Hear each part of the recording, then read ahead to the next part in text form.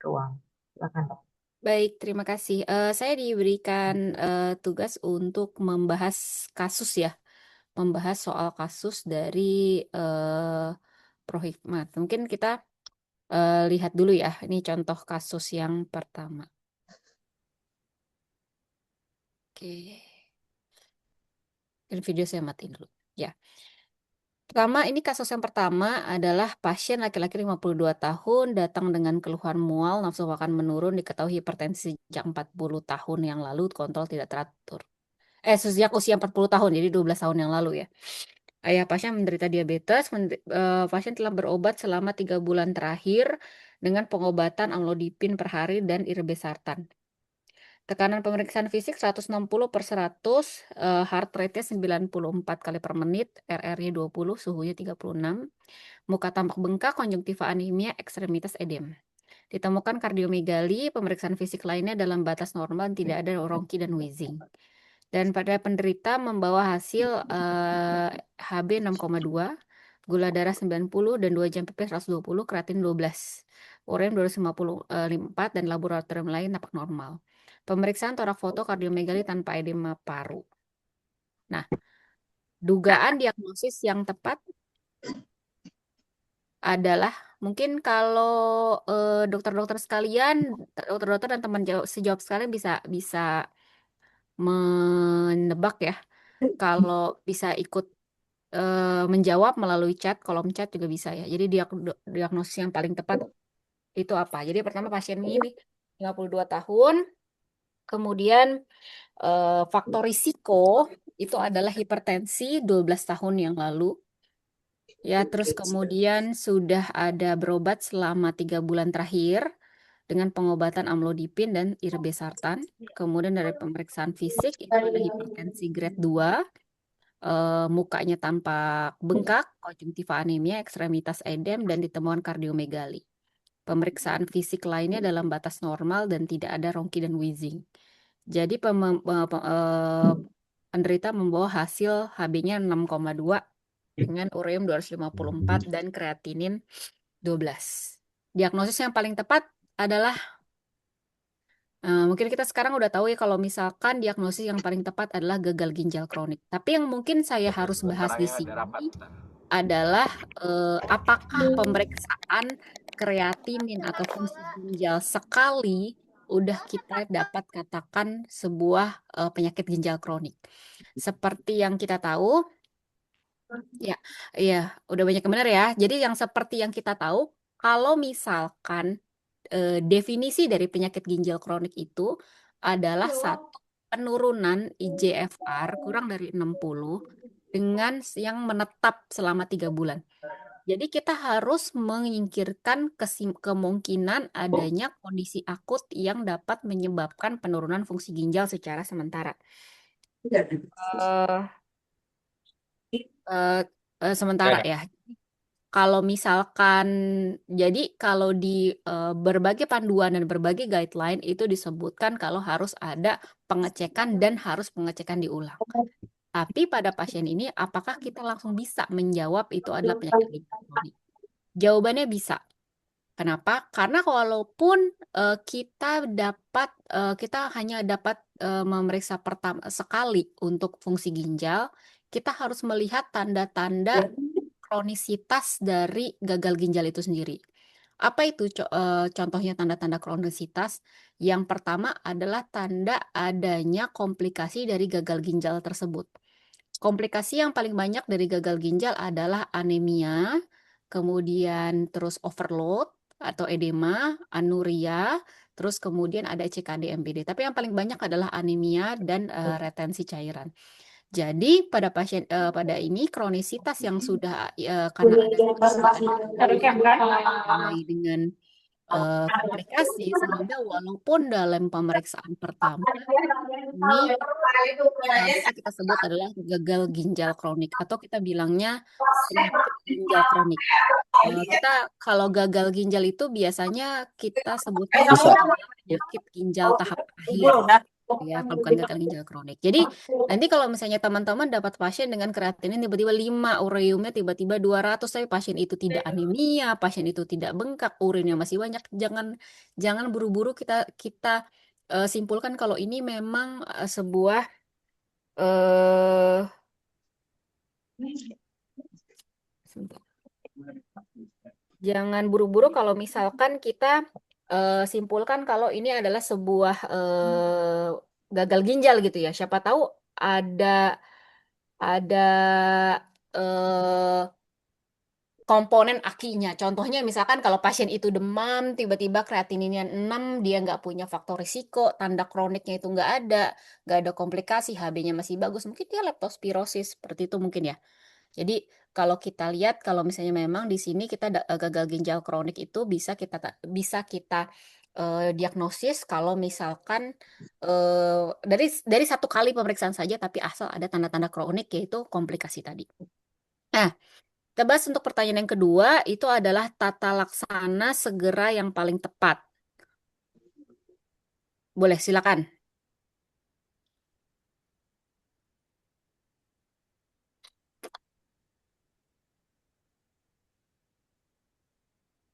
Udah ada beberapa. Tata laksana adalah ya, eh,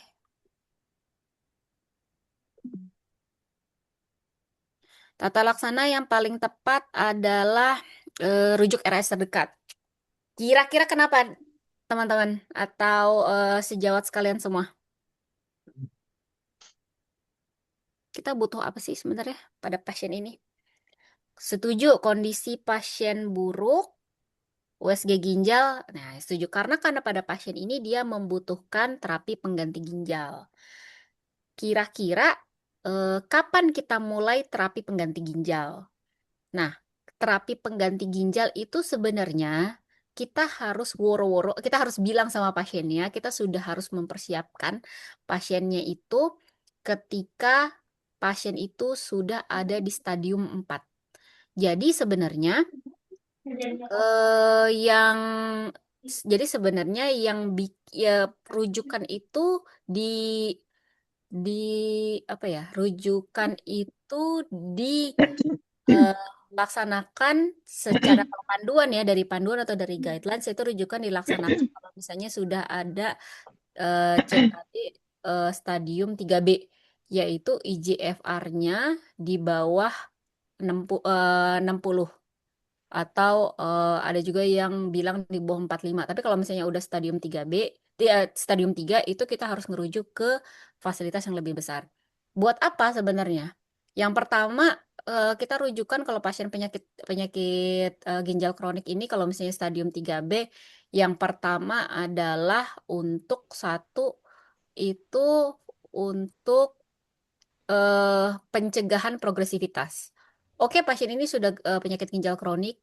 Mungkin dia akan penyakit ginjal kronik dalam 10 tahun atau 15 tahun dia akan terapi pengganti ginjal, tapi setidaknya itu dia bisa menunda untuk terjadi terapi pengganti ginjal itu lebih lama. Jadi dia itu bisa hidup tanpa terapi pengganti ginjal atau tanpa HD itu lebih lama. Itu adalah tujuan satu pencegahan progresivitas.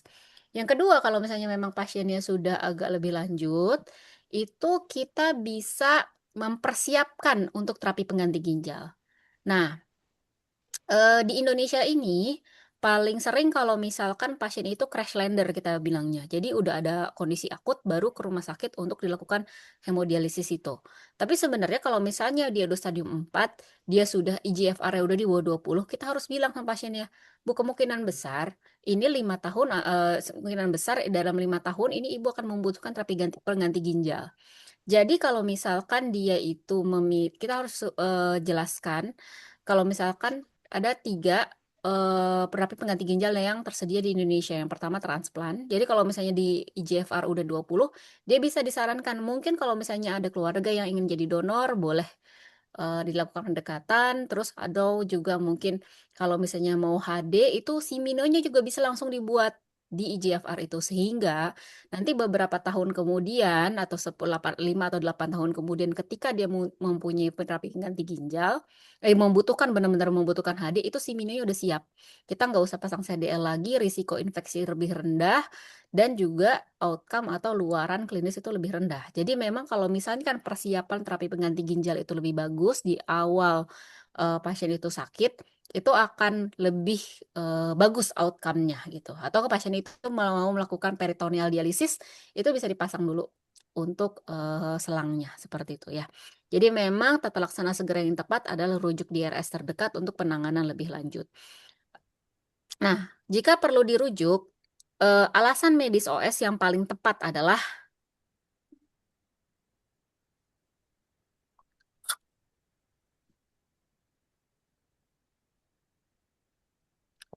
ya semua jawaban benar. Tapi yang paling tepat itu fungsi ginjalnya sebenarnya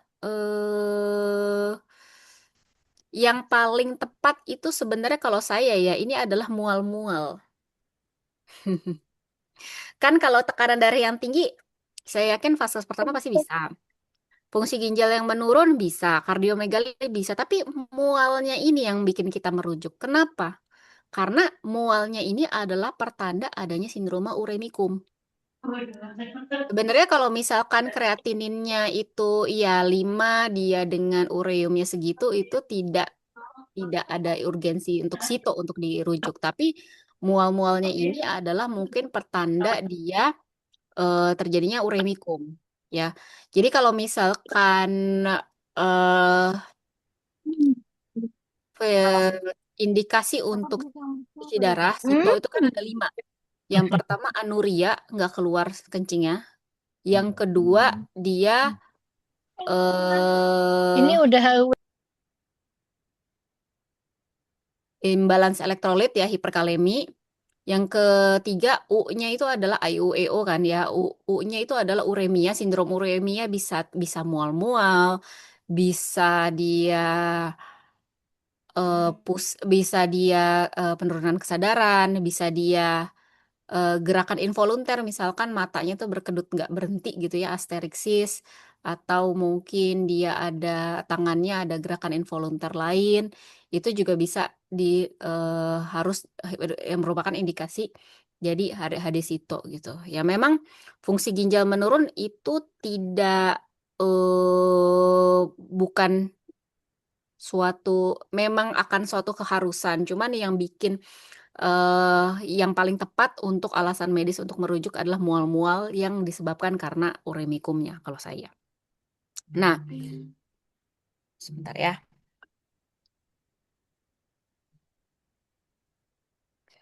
Oke.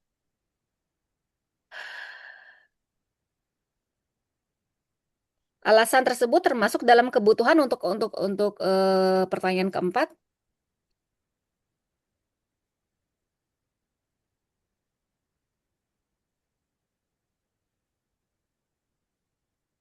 Oke.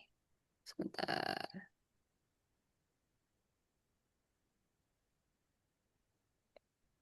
Upaya diagnosis, tindakan medis atau terapi.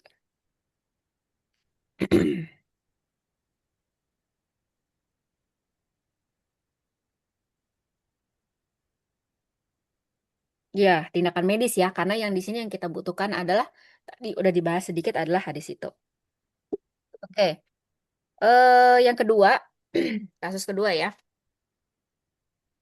Pasien 66 tahun datang dengan keluhan BAK tidak lancar, tidak ada nyeri dan panas badan, pemeriksaan fisik 145/95, dilakukan massa di atas suprapubik, pemeriksaan fisik lainnya dalam batas normal, tidak ada rongki ataupun wheezing. Dugaan diagnosis yang paling tepat adalah mungkin ada bisa jawab.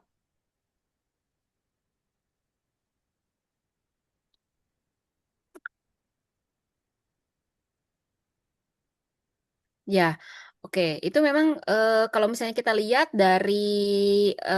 dari ininya ya. Dari pemeriksaan fisik, anamnesis dan pemeriksaan fisik ini menunjukkan ke retensi urin.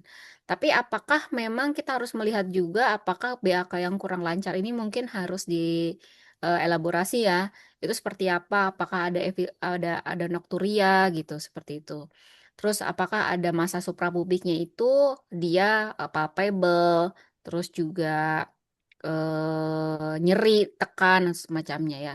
Jadi kemungkinan besar pada pasien ini pada pasien ini itu adalah mengalami retensio urin yang secara epidemiologi itu disebabkan oleh BPH atau benign prostate hyperplasia. Nah, tata laksana segera yang paling tepat apa?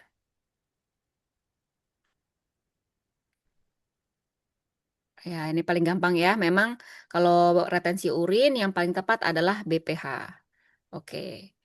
BPH itu maksudnya retensi yang paling tepat adalah pasang kateter untuk pokoknya intinya kalau misalnya retensi urin itu kita harus melakukan diversi urin. Jadi kita harus masuk pasang kateter atau mungkin dirujuk untuk beberapa tindakan di mana kita harus mengeluarkan urinnya tersebut.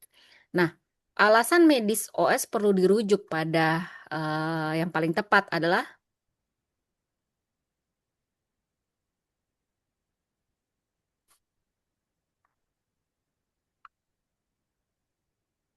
Nah, kalau alasan yang perlu dirujuk yang paling tepat kalau menurut saya ini adalah BPH-nya.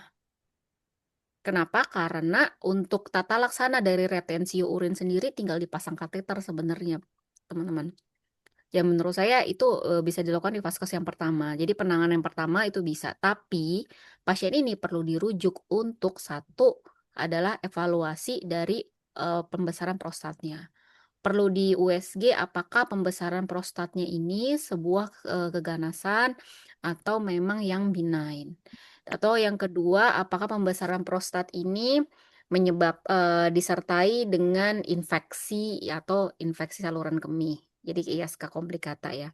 Terus yang ketiga juga apakah diperlukan terapi-terapi yang untuk merelaksasi dari uretra itu sendiri yang menyebabkan pasien ini dilakukan pasien ini apa yang menyebabkan pasien ini retensio urin. Jadi kalau untuk tata laksana dari retensionya itu sendiri, saya rasa sih bu, sudah bisa dipasang kateter aja kalau misalnya memungkinkan.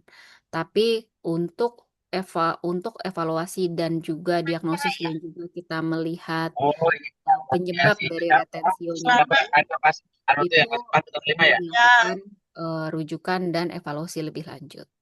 Nah, alasan tersebut termasuk dalam kebutuhan apa, teman-teman?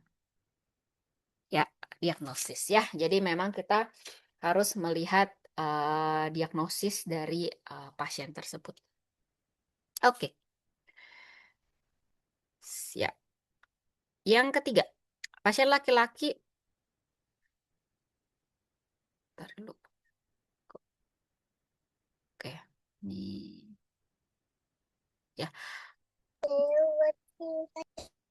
Pasien laki-laki 45 tahun dengan keluhan nyeri pinggang, BAK tersendat tanpa ada nyeri, dan panas badan. Kakak pasien menderita diabetes, pemeriksaan fisik 110/70, nyeri ketok CVA, pemeriksaan fisik lain dalam batas normal, hasil labnya 12 gram, gula darah 80, 2 jam PP 440, urin 140, kreatin 2,2, dan USG nampaknya nefrolitiasis kanan, urinnya ditemukan hematuri dan leukositori lainnya normal. Dugaan diagnosis yang paling tepat pada pasien ini adalah ya, tentu. Oke.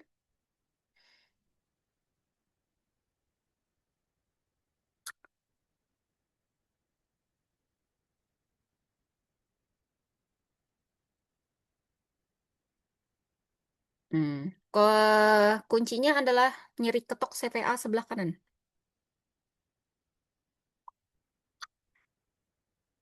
BEK tersendat tanpa ada nyeri. Kalau nyeri ketok CVA sebelah kanan itu biasanya disebabkan oleh, jadi kenapa kenapa kenapa kita ketok itu nyeri? Jadi ginjal itu dia akan inflamasi kemudian inflamasi itu dia akan membengkak. Membengkak itu terjadi peregangan di fascia grota. Nah, peregangan dari fascia grota dan inflamasi dari fascia itu menyebabkan dia nyeri. Jadi,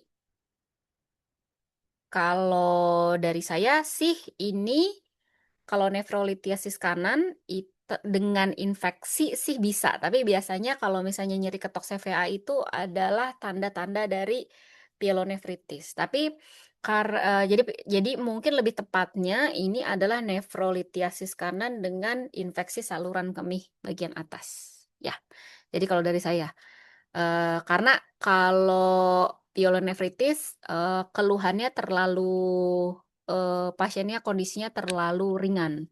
Jadi kalau pyelonefritis biasanya ada demam, habis itu kemudian nyeri pinggang, kemudian heart rate-nya naik dan suhunya juga akan naik. Tapi kalau misalnya sudah ada nyeri ketok sih biasanya disebabkan karena inflamasi. Jadi mungkin nefrolitiasis kanan dengan inflamasi ya di sini ya. Jadi bisa A, bisa B.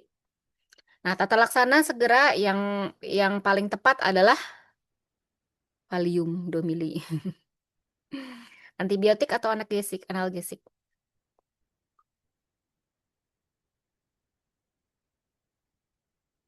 Kalau dari saya sih nomor 1 itu A ya, lebih tepat A ya, karena pyelonefritis. Nah, karena pyelonefritis itu dia pyelonefritis, makanya harus yang tata laksana segera yang paling tepat itu adalah sebenarnya antibiotik. Karena dia harus diberikan antibiotik segera, kemudian nanti akan dirujuk untuk tata laksana dari infeksi. Ya, alasan medis OS perlu dirujuk yang paling tepat adalah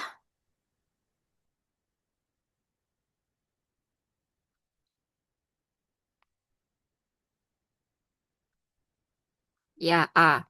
Jadi kan kalau dari sini kita lihat ya.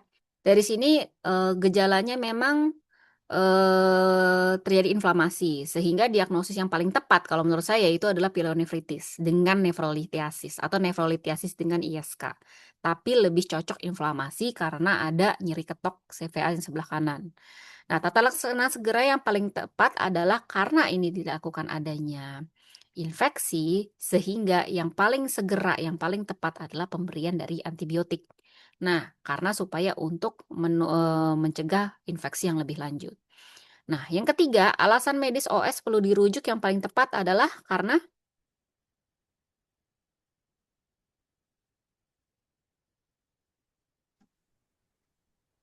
nefrolitiasis. Jadi, pyelonefritisnya ini terjadi karena nefrolitiasis. Dokter sudah mendengarkan adanya infeksi dari saluran kemih atas, kemudian sudah dokter berikan antibiotik, sehingga karena penyebab dari infeksi saluran kemih atasnya itu masih ada di situ, itu adalah indikasi untuk dilakukan namanya source control atau kontrol dari pusat infeksi. Di mana pusat infeksi ini ada nefrolitiasis sehingga OS ini perlu dirujuk untuk tata laksana dari nefrolitiasis. Batunya ini harus dikeluarkan. Sehingga alasan tersebut untuk rujuk termasuk dalam kebutuhan terapi ya. Oke, ini adalah yang terakhir.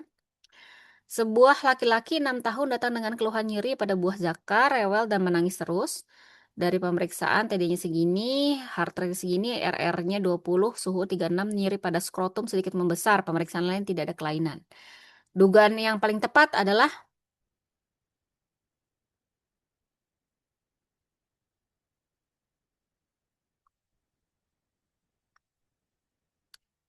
ya, saya juga curiga ya, bener ya. Jadi memang dugaan diagnosis yang paling tepat adalah orkitis akut. Kalau misalnya pada dewasa itu bisa jadi torsio testis juga bisa ya. Cuman orkitis akut biasanya. Nah, tata laksana segera yang paling tepat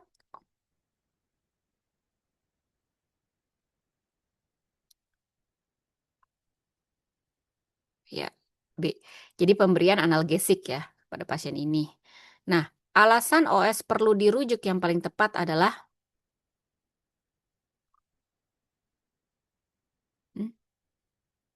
Setuju. Ini perlu penanganan USG. Jadi ini sifatnya untuk termasuk dalam kebutuhan apa dokter-dokter sekalian? Kebutuhan diagnosis ya. Jadi memang dari pemeriksaan dari em, kebutuhan di sini adalah diagnosis untuk menegakkan apakah memang ini orkitis akut atau memang ada torsiotestis atau ada gangguan dari eh, bagian dari orkitisnya itu sendiri ya. Seperti itu mungkin ada pertanyaan dari teman-teman sekalian.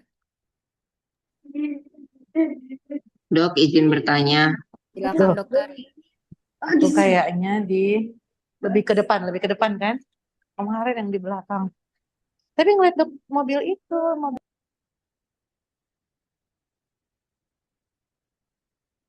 Ya silakan. Halo. Iya langsung aja Bu, boleh eh, sudah membahas. Kita sekarang masuk ke diskusi ya Dokter Indriani. Iya dok, tapi ternyata saya ada ketinggalan satu nih yang 66 tahun. Satu Oh kali ya, lagi nih. lanjut aja dulu ya. Ya, Oke. jadi Ya, aku pasien ditahan laki-laki dulu 66 dokternya. tahun, pemeriksaan urin berupa hematuri. Berat badan menurun 3 kilo 1 bulan terakhir dan tampak kurus. Nah, pemeriksaan fisik tak ada hipertensi dikit, heart rate 80, RR 20, suhunya 36,8, IMT 19. Jadi kata kuncinya adalah hematuri, udah tua, hematuri, ada penurunan berat badan. Dugaan diagnosisnya paling tepat apa? Dari dokter-dokter sekalian. Dokter setuju banget ini adalah keganasan dari saluran kencing. Kalau misalnya mungkin hematurinya itu terjadi pada usia muda, mungkin kita mikirnya nefritik kali ya dok ya. Atau mungkin kita mikirnya adalah nefrolitiasis gitu. Tapi kalau misalnya memang sudah tua, ada penurunan berat badan, itu adalah keganasan saluran kencing. Tata laksana segera yang paling tepat menurut dokter.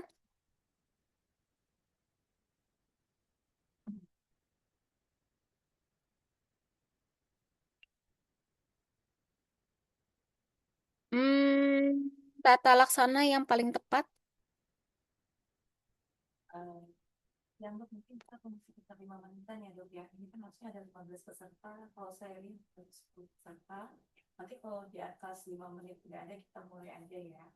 Sebelumnya perkenalkan saya Dokter Dina. Saat ini saya mewakili Dokter Indri terlebih dahulu karena beliau Ya, tata laksana segera yang paling tepat di sini kita melihat pasiennya itu sering merasa berat nafas atau sesak nafas. Kemungkinan besar mungkin pasien ini anemia ya dok ya. Tapi nggak ada data. Jadi mungkin yang kita berikan setuju mungkin kalau misalkan mungkin kalau misalnya memang ada HB apa namanya data data hemoglobin kita bisa berikan transfusi darah. Kalau analgetik pasien tidak merasa nyeri ya.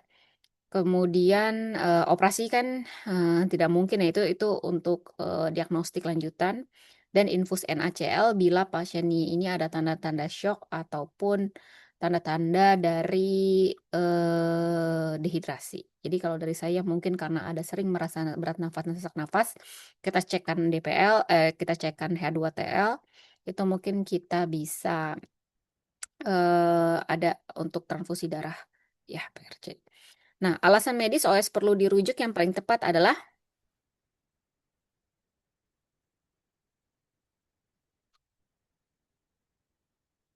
ya setuju curiga keganasan saluran kencing dan alasan tersebut termasuk dalam kebutuhan ya eh, upaya diagnosis. Mungkin dari situ sudah kita bahas dok. Ada mungkin kalau ada pertanyaan atau ada diskusi, ada koreksi mungkin bagi saya dok. Silakan dokter. Ya, terima kasih Dokter Indriani untuk pembahasan kasus yang komprehensif. Tadi kita sudah sama-sama ya membahas 5 kasus, mulai dari gagal ginjal kronis, kemudian ada BPH, ada pielonefritis, ada orhitis akut, dan keganasan saluran kencing. Jadi tadi sudah kita sama-sama diskusikan alasan kenapa memilih opsi dari jawaban-jawaban baik karena diagnosis, tata laksana, alasan medisnya, sampai alasan tersebut untuk dirujuk untuk upaya apa gitu. Karena upaya itu kan ada upaya diagnosis, ada tindakan medis maupun terapi. Kepada para dokter sekalian, teman sejawat sekalian yang akan menggali lebih lanjut atau ada yang didiskusikan, kami memberikan kesempatan bertanya, berdiskusi. Kami bagi dalam 3 penanya dulu ya, satu termin. Nanti kalau misalnya terlalu lama di situ, mungkin kita akan lihat waktu ya. Tapi kalau bisa dibuka dua kelompok bertanya, kami buka. Ya silakan 3 penanya dulu. Ya, yang pertama ada Dokter Dia dari Puskesmas Ujung Berung. Ini satu-satu dulu ya Dokter Indriani atau mau dikumpulin dok? Satu-satu boleh, Dok. Oh, ya, kepada Dokter Dia dari Puskesmas Ujung Berung. Silakan dok. Pertanyaannya yang singkat, padat, Ya, jelas. baik, terima kasih atas kesempatannya, Dok. Perkenalkan, saya Diah dari Puskesmas Ujung Berung Indah. Izin bertanya, Dok, yang terkait kasus anak-anak tadi, eh orkitis akut, itu kan berarti kita kasih obat dulu ya, Dok ya. Kita kasih analgesik dulu. Nah, itu Mm-mm. apakah harus langsung dirujuk, Dok, untuk USG atau kita bisa pulangkan dulu sambil kita evaluasi atau gimana, Dok? Karena kan kalau yang torsiotestis itu kan suatu kegawat daruratan ya, Dok ya. Jadi kita harus Ya, langsung rujuk. Kalau orkitis akut, apa bisa kita lihat dulu respon terapinya atau bagaimana ya, Dok? baik. Menurut saya kalau misalnya ada apa sih itu istilahnya ya? Nyeri skrotum ya. Nyeri skrotum itu bila dokter punya fasilitas untuk dilakukan penegakan diagnosis melalui USG lebih cepat, menurut saya lebih baik, Dok. Karena kita harus melihat juga viabilitas dari si orkitisnya dan juga ya kita harus menyingkirkan adanya penyebab nyeri yang lain seperti torsiotestis seperti itu, Dok.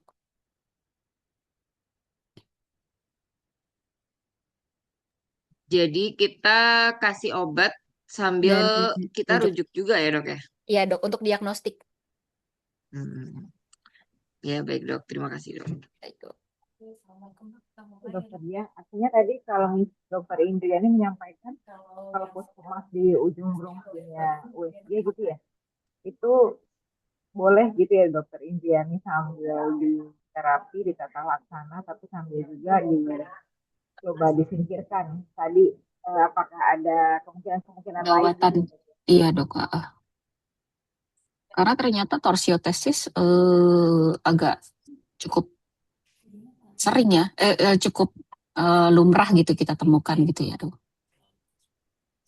sepertinya kamu Ya, Kalau silakan, Dok. USG enggak Dokter Dia? Ya, Ada USG enggak di puskesmas dokter?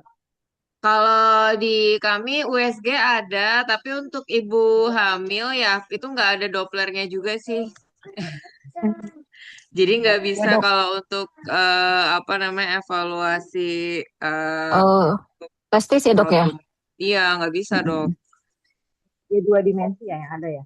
Iya, betul. Untuk ANC paling. Atau sama USG payudara. Iya, baik. Ya, terima kasih dok. Berarti sementara dirujuk tapi dikasih obat dulu gitu ya. Baik, kepada para, ya terima kasih ya dokter ya, dokter Intu. Baik, 2 lagi, silahkan.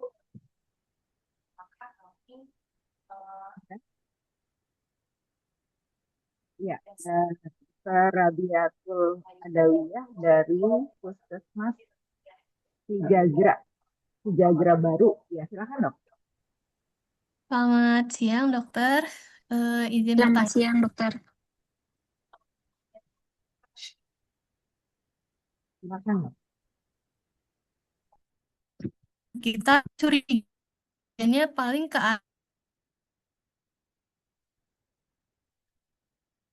Suaranya BPH putus. ya, dok ya. Melihat gejalanya beberapa waktu, pasiennya balik kontrol.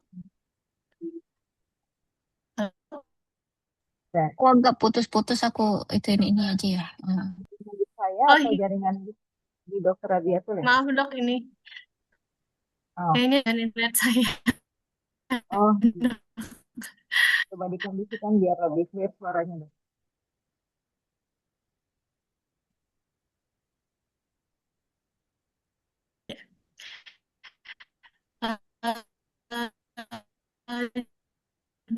Putus ya. Eh, atau coba sambil di chat bisa dok. Kalau pertanyaannya bisa singkat. Kalau panjang ya agak repot.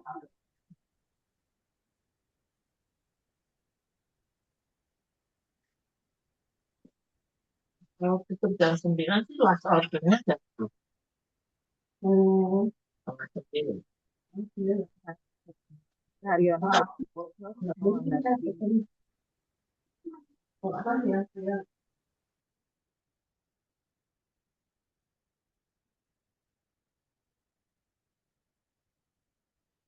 Angkat dia tuh, oh lempar ya.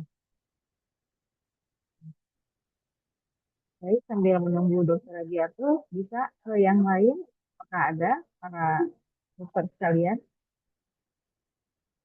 baik dari Puskesmas maupun dari klinik Pratama atau dari praktik mandiri.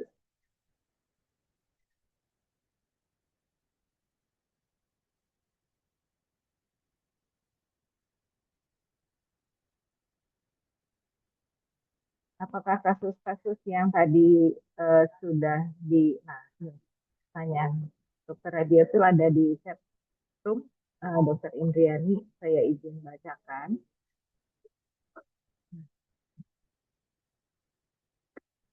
Dok, Baik, untuk dok, untuk CA prostat apakah pempis lab? Maaf dok, izin. Dok, untuk CA prostat apakah pempis lab yang bisa kita curigai di pasiennya atau ada kasusnya apa? Untuk kasusnya apakah banyak jumlahnya? Untuk CA prostat yang pertama itu adalah yang paling patognomonik adalah painless hematuria dok.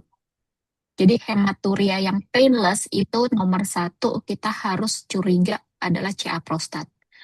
Terus kemudian dari pemeriksaan fisik dan lab itu tidak ada yang spesifik karena selalu ada apa namanya CA prostat ya maaf. Kalau CA prostat saya mikirnya tadi CA ini CA buli. Kalau CA prostat itu dari pemfis lab yang kita curigai cuman ada ada retensio dan yang kedua ada peningkatan PSA. Tapi kalau misalnya kita punya fasilitas untuk screening PSA, saya rasa sih agak sangat membantu ya. Tapi untuk pemfis dan labnya itu tidak ada yang spesifik.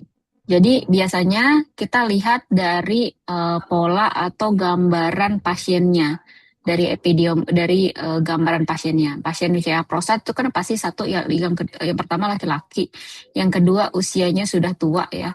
Terus yang ketiga dia punya faktor risiko. Contohnya faktor risiko ada keluarga dengan CA prostat atau mungkin ada faktor risiko lain seperti merokok dan lain-lain.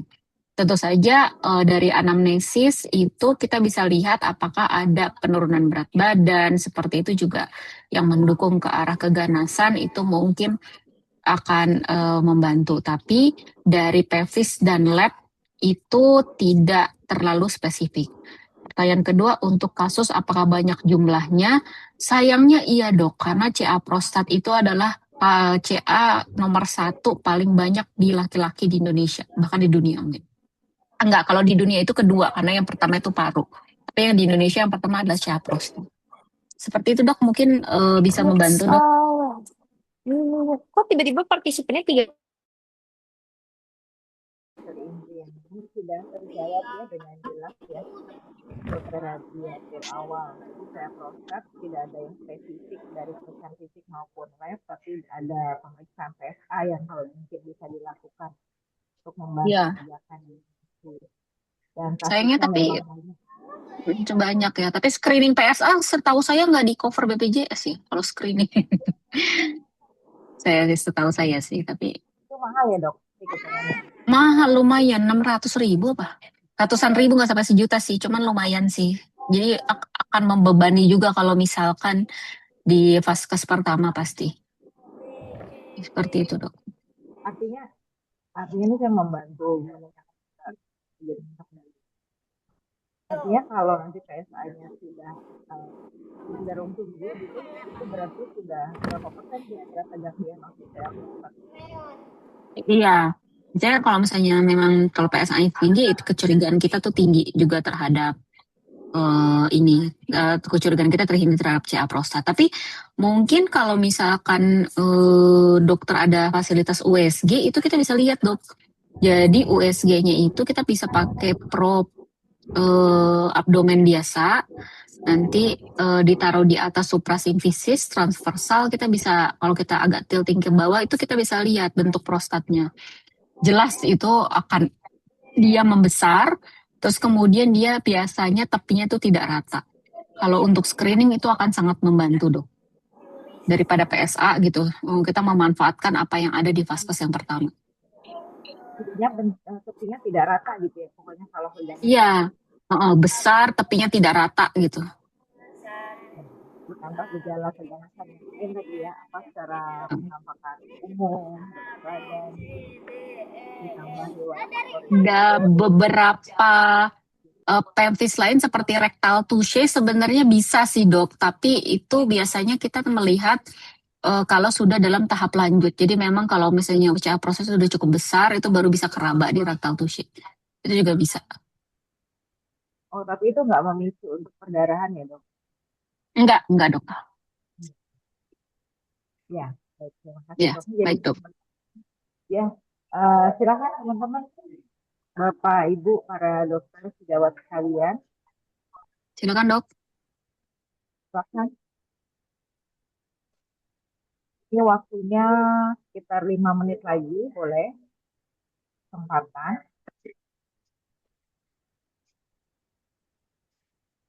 Jadi memang kalau secara teori kan para teman sejawat sudah dapat ya di bangku kuliah, sudah mungkin melalui seminar-seminar, tapi dengan webinar penguatan ini, dengan studi kasus gitu ya, kira-kira ini bisa menambah, menggali hal-hal apa yang perlu diperhatikan, yang akan diperlukan nanti untuk apakah dia perlu dirujuk apa enggak, karena kita ini adalah kaitannya rujukan berbasis kemampuan pelayanan,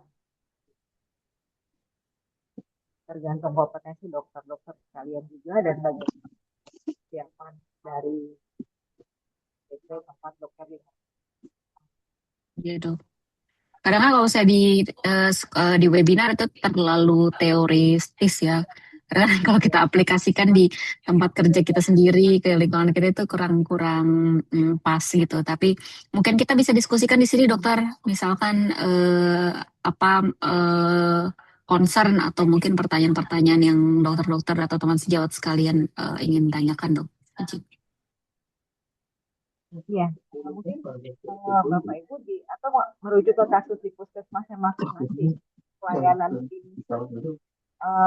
substansi uronefro itu banyak yang kasus apa gitu. Mungkin bisa di sharing siapa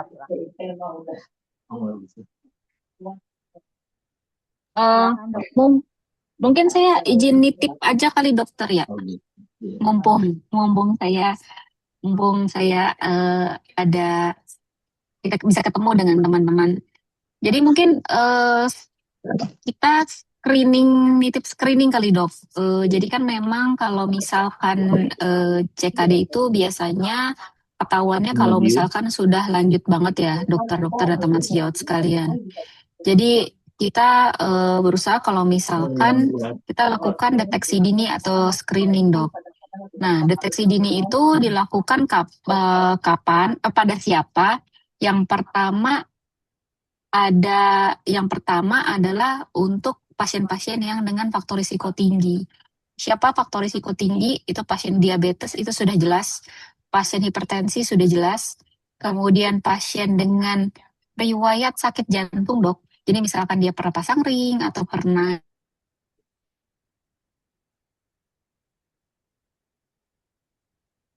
suaranya hilang dok. Dokter Indriani, suaranya hilang di saya, di Bapak Ibu yang lain. Apakah jelas? Iya, belum lain dari password, nama bener dari password orang pakai langsung langsung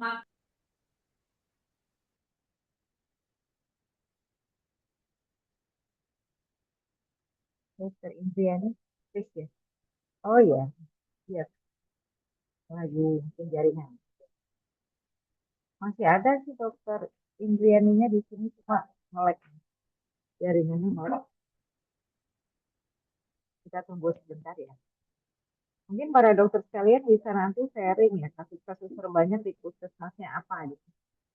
Atau di klinik pratamanya atau yang praktik mandiri tentu punya pengalaman gitu ya terhadap kasus-kasus Ya, Mak. Indonesia itu banyak nggak yang bisa selesai di SKPP atau memang harus dirujuk kira-kira kasus apa gitu. Terus silahkan di sharing dengan narasumber ataupun dengan teman-teman sejawat yang lain di dalam webinar ini biar semuanya saling tukar informasi.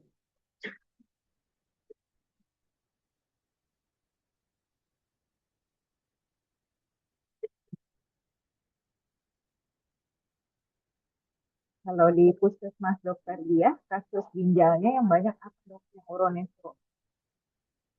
Sambil nunggu dokter Indriani.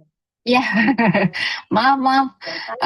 Jadi saya cuma ingin nitip ini aja dok satu. Jadi memang untuk screening. Jadi kadang-kadang kita bingung siapa yang harus kita lakukan screening ya dok ya. Tapi karena kita itu CKD-nya banyak sekali dan kebanyakan dari kita itu datang sudah perlu hadisito seperti yang kasus pertama. Jadi akan lebih baik kalau misalnya kita lakukan deteksi dini. Nah, ini mungkin saya sharing sedikit saja dok. Ini kapan sih kita lakukan, siapa saja yang kita lakukan screening? Yang pertama diabetes, hipertensi, CVD, heart failure jelas. Yang kedua, ini ada riwayat PGK dalam keluarga. Surprisingly ini cara mengejutkan banyak sekali, lumayan ya dok ya. Jadi kadang-kadang kalau misalnya kita lihat dia sudah mulai kreatinin agak tinggi, dia itu usia masih muda, ternyata dia punya bapaknya, kakaknya itu semua meninggal karena gagal ginjal. Itu sering sekali. Jadi kita harus bisa melihat misalkan pasien penyakit ginjal polikistik dan karena Indonesia itu ada di Stone Belt, ini nefrolitesis juga lebih sering. Jadi kadang-kadang kalau misalnya pasien itu dokter pasti datang ke dokter itu dengan nefrolitiasis itu harus kita lakukan screening untuk kreatininnya dong. Kalau misalnya udah di stadium 3 itu masih harus kita rujuk untuk tata laksana. Yang pertama terus yang kemudian kondisi khusus lain yaitu PGK pada keluarga derajat pertama. Misalkan bapaknya itu penyakit ginjal gitu, HD tiba-tiba di usia muda itu juga harus dilakukan pemeriksaan kreatinin atau riwayat penyakit ginjal pada anak-anak. Ada anak-anak itu yang mempunyai struktur dari saluran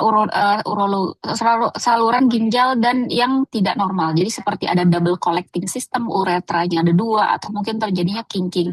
Itu biasanya kalau misalnya pas masih kecil itu adalah infeksi saluran kemih berulang. Jadi kalau misalnya infeksi saluran kemih berulang, dia di dewasa ketemu sama dokter-dokter, saya titip untuk melakukan screening. Nah, yang kedua kondisi lain seperti infeksi virus, HIV, Hep B, Hep C. Saya penelitian senior saya ternyata Hep B ini banyak sekali menjadi penyebab CKD, penyakit autoimun, pasien dengan riwayat keganasan, dan penggunaan obat nefrotoksisitas. Pasiennya itu misalkan dia nyeri OA terus, yang ada yang bisa didapat hanya natrium diklofenak, mungkin dokter harus melakukan pemeriksaan kreatinin ya. Kapan seberapa sering screeningnya? Yaitu dilakukan seenggaknya setahun sekali populasi berisiko. Tapi untuk hipertensi itu setidaknya pertama pas dokter diagnosis, waktu dokter itu mau memberikan terapi, dan sekali dalam 3 tahun. Jadi kenapa tidak terlalu sering? Karena hipertensi itu onsetnya dia perburukannya lebih lambat. Nah, itu kalau untuk diabetes setahun sekali dan T1DM atau yang diabetes tipe 1 itu mulai dari tahun kelima sejak diagnosis. Kalau sudah terdiagnosis di atas stadium 3 itu bisa 3-6 bulan sekali. Kalau stadium 3B sampai 5, 1-3 bulan. Apa yang kita periksakan? Yang kita periksakan cuma 2 dok. Yang pertama adalah IGFR, bisa dari kreatinin, dokter lihat kreatininnya. Habis itu nanti kita periksakan albuminuria. Albuminuria bisa pakai dipstick, bisa pakai UHCL. Saya rasa mungkin saya mendapatkan kabar kalau misalnya memang UHCR itu mungkin akan ada di available di fasilitas pertama. Tapi walaupun nggak ada, kita bisa menggunakan dipstick protein, dok. Jadi dipstick protein yang kita warning itu bila sudah ada lebih dari positif 3 ya, dok ya. Mungkin itu saja, dokter. Terima kasih, dok. Ya, sangat baik. Terima kasih Dokter Indri.